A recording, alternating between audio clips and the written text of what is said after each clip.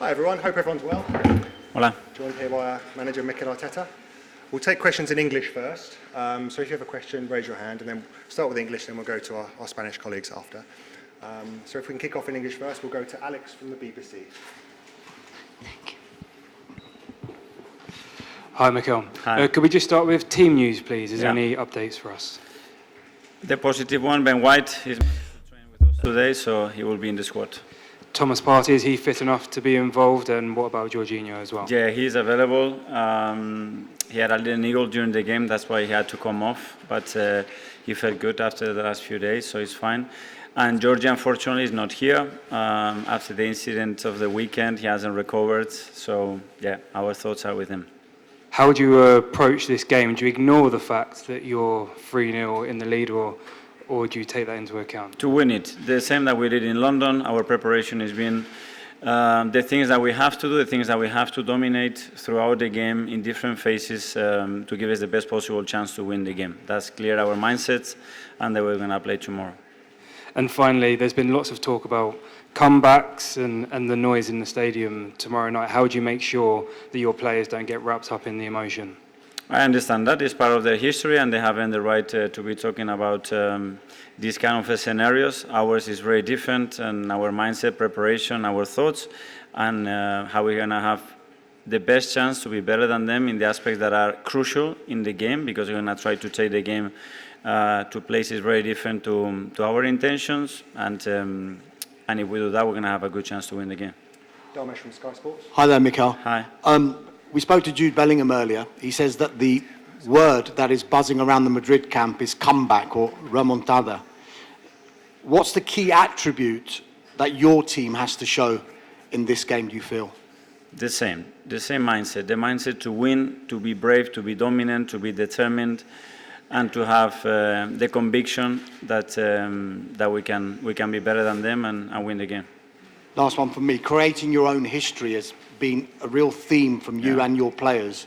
Has that been the constant message that you've been sending them through this week? But for sure, and without when you have to create a story, when you have to build a story, first of all, you have to be excited about it.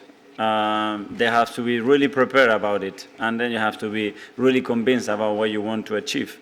And then it's about insisting and go step by step. And a lot of clubs have built a history by doing it many times, trying many times, sometimes failing, sometimes being successful. And last year we had an experience, and with that one we want to be better this season and apply that to be in the semi-finals, which it will be only our third time in the history of our football club. John from the Mirror in the UK. Hello, Mikel. When we saw Carlo Ancelotti earlier, he talked about his players needing heart and balls for tomorrow night. I just wonder, from what you've seen this season, can your players match and better that in both departments tomorrow night? Yes, there are three main aspects in the game. It's the physical aspect, the technical and tactical aspect, and the emotional aspect. And that emotional aspect is very significant because I have a lot of reassurance for what the team has done all season.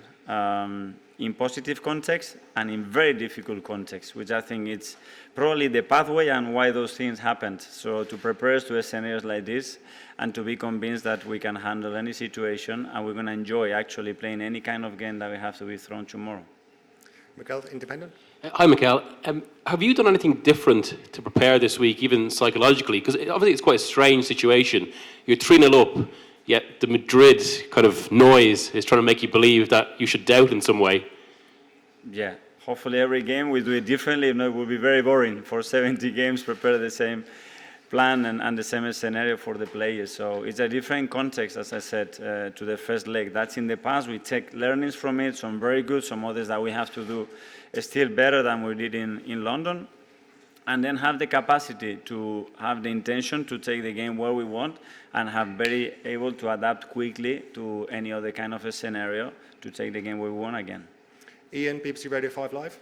Hello, Mikel. Hi. Two questions in one, if I may. Yeah. How do you block out that external noise? Because the narrative here in Spain is if Impossible. Outside, no, we can do it on the pitch. Now, I understand that is the narrative that is going to give the fuel to them. But also, my other point was, it's over 100 games since you lost by a 3-goal margin.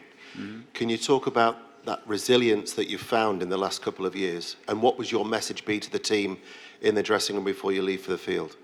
That we have to do it again. I think it's over 472 days or something like this, but it doesn't matter. We have to prove it now in this context, and that's the beauty of it. That's the challenge, and that's the great thing about sports. And that we've shown that we are capable of doing it. That has to give us reassurance and confidence that we can do it.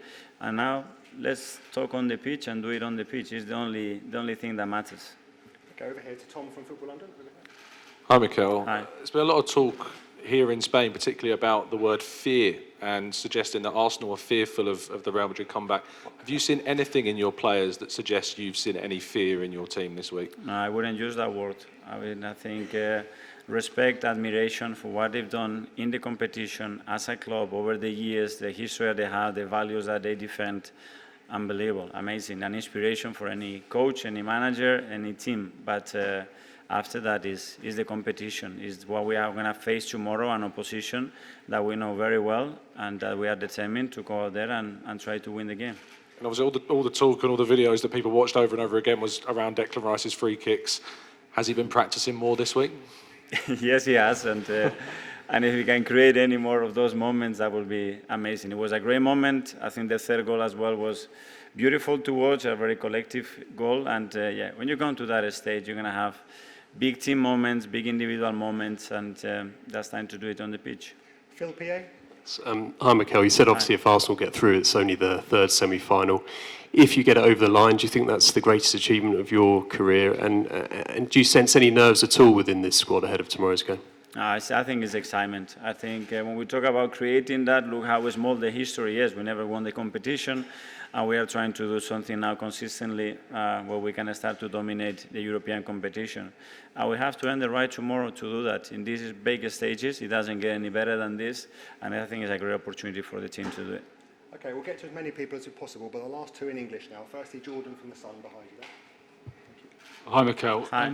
You say about it's impossible to block out the noise and the narrative before the game starts. Is there any danger that when the players walk onto the pitch, it's going to be in their minds that they can do this, they have done this before? What if we're the next team to suffer? We have tried to repeat the opposite message. So in the brain of the players, what they have here in the last 72 hours is something completely different. And we are very close to them. And hopefully that's more powerful than anything else. But again, you have to be out there, you have to experience it, you have to feel it, and you have to go through it. And that's what we have to do tomorrow. Okay, finally one in English for Isan from the Daily Mail. Hi, Mikel. With obviously Declan Rice's two free kick goals just the other week, has that kind of whetted the appetite for more from him from an attacking sense? And in terms of midfielders in England, how high would you rank him up there after his performances this season and last season too? Yeah, again, I think he's creating the story with us, and that moment is going to be in our history for a while, especially the way he did it, the manner he did it, and doing it twice, which is very, very rare. So it's about creating more, and now I think he's going to have the belief that he's capable of delivering those kind of moments more and more, and that's something very important, because if he believes more, it's going to happen more often. Okay, that's done in English. We'll now go to our colleagues in Spain. Firstly from Juan Castro. Mikel, buenas tardes. Juan Castro. Hi, Mikel. Juan Castro from Marca. Welcome to Spain. So it has been said a lot about the atmosphere in Bernabeu, but as you've said, more than 72 games, 79 games without being scored more than 3 goals. And maybe all this information tells you something for tomorrow's game, right? This is what makes me be sure that the team is ready, and we've proven that in different contexts. Again, there are different rivals and opponents, but in the end we have to prove that tomorrow. And there's the beautiful thing of this sport. What you did yesterday doesn't matter. The team is convinced, the team is confident, and tomorrow we'll do our best so that the Real Madrid arguments are minimized, and our arguments are the most frequent and strong ones in the game. Hello, Mikel and Tom Meana from Cadena Ser. We are asking about comebacks. I know even some colleagues from England have talked about this narrative, all these stories. I don't know that. Well, if a coach, you can speak about what has happened during this seasons here. Great clubs, Bayern City, PSG, leaving this narrative aside, maybe from a football point of view, could you think about this? Could you think about the fact that Real Madrid plays very long games? It doesn't matter if you're winning a game. Do you work in that as a coach during a playoff? Of course we do. In the end, that's part of the analysis. You need to understand why things have happened, and there are things that are in your hand, there are things that are not, and of course the quality you have to create that chaos and that moment. For example, the level of uncertainty is sometimes very high. So how can we prevent that? We need to try to train it and not to happen. Hi, Mikel. Lola Hernandez from Fox Sports Mexico. So with 3-0, have we prepared penalty kicks, or you rule it out? We prepare penalty kicks every week. If you have to prepare them just for another playoff, as during another stage, I think that we wouldn't be doing a good job.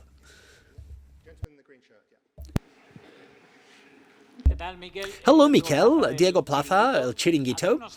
So a few years ago, in 2021, if I'm not mistaken, when you were going to go to Anfield, you were training with a You Never Walk Alone on loudspeakers. Have you done something similar, or have you prepared your players from a psychological point of view for the atmosphere here in Bernabeu tomorrow? No, I haven't done that. I think that it's a different game, but the emotional part, the mental part is that. They have to be sure and confident that we are ready.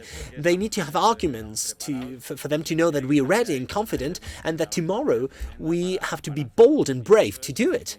And this is what I've tried to convey to my players, and they have to feel it. We did that in London, it happened, and now we have to do that in different contexts, and that's the beautiful thing of being in such a situation. Hello, Mikel. One question, maybe it's a little bit stupid, but why should you play to win when you are 3-0? Because it is the way in which we feel more comfortable, and the way why we play football to be better than the rival. And so that the chances we have to win are as high as possible. We try to understand what the opponent wants to do, where they want to bring the game to, and the closer we are to that, the closer we'll be to semi-finals. Hi, Mikel. Juan Mabadia for Notice Sports. A lot has been said about the team, about the comebacks, but how do you feel 24 hours before the game? And would you say that it's the most important game in your career? Well, I'm ready to play. I really want to play. I really want to be there with my players, with the club, in a scenario that, well, in the end, this is what we've tried to do in the last years, in the last seasons, to position the club at this level against the best opponents in Europe. And we want to be better than them, and we want to be in the semi-final. First, the gentleman in the white at the back there, with the hand up at the back there, and then we'll come to the final question with this gentleman down here. Hello, Mikel, for HSM Sports. First of all, I would like to ask if you feel under pressure for tomorrow, and second, if you feel comfortable in these contexts, knowing how important a day like tomorrow will be for your personal story. Well, the most beautiful days in the week are the days that when we play, when you feel that adrenaline, that will to compete. And this is why I love this profession. I love this job. And if I had to pick one of the scenarios that I like the most, it would be this one. So I'm really looking forward to doing it. Hello, Marcelo Dobal from Dosis Futbolera. In one of your answers in English, you've talked about the three factors in English: the physical, technical, and tactical, and emotional. You know that if the game moves to emotional side, well, maybe you could lose in this stadium. What does Arsenal have to do for football to be the most important thing here and not the emotions? Well, it depends. If we have a positive mood and if they feel frustrated, maybe the game would be much closer than what we want to do. But this would depend on every action of every moment on how the game evolves. But in the end, the context of the results, especially at the beginning of the game, can't change that much because, as you've said, the game will be in opposite direction. Thank you very much. Cheers.